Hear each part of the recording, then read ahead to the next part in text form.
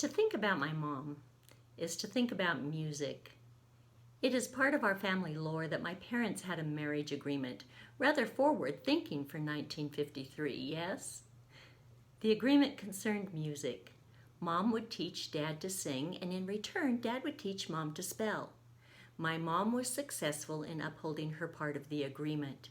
Every family road trip of any length, even the 1.5 miles home from Wednesday midweek service, might be filled with the singing of old hymns. And when I say old hymns, I mean hymns from the old hymnal. Down at the Cross, Glory to Jesus, and maybe some Revival Time and Stamps Baxter thrown in for good measure. We moved to Bethany, Oklahoma when I was 4, so that Dad might complete his college education. While there, Mom gleaned enrichment from the music staff. I practiced directing 4/4 time with her at the kitchen table. Later, we moved on to 6/8 when she was preparing teen choir specials. These experiences put me miles ahead of my conducting classmates when I finally got to college. I remember the year I learned to sing harmony. I was in grade school. Mom wanted me to sing a Christmas special with her. Being an adult, her voice was stronger, so she sang lead, and I, by default, took the harmony. Not a problem. I had grown up listening to her sing trios and quartets with Glinda and Opal and Darlene and Esther and Twyla and others. In my ears, the harmonies were already in the pocket. Speaking of the ears, one of the reasons my mother was so adamant that I learn to read notes, and one of the reasons she insisted I take lessons from Wilda May and practice, was her childhood experience with the violin. Yes, Mom was sent to violin lessons as a child.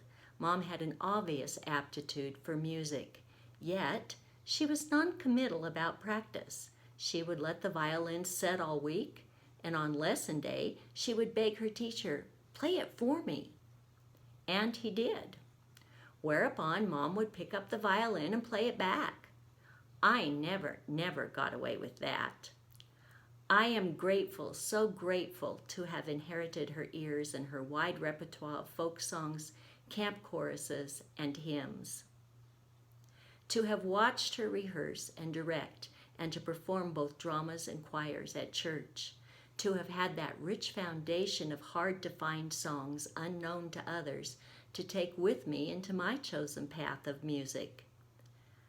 I, as a music and worship minor who taught core knowledge classroom music for 9 years and piano for countless others, am of the opinion that the best sorts of trips down memory lane are via music.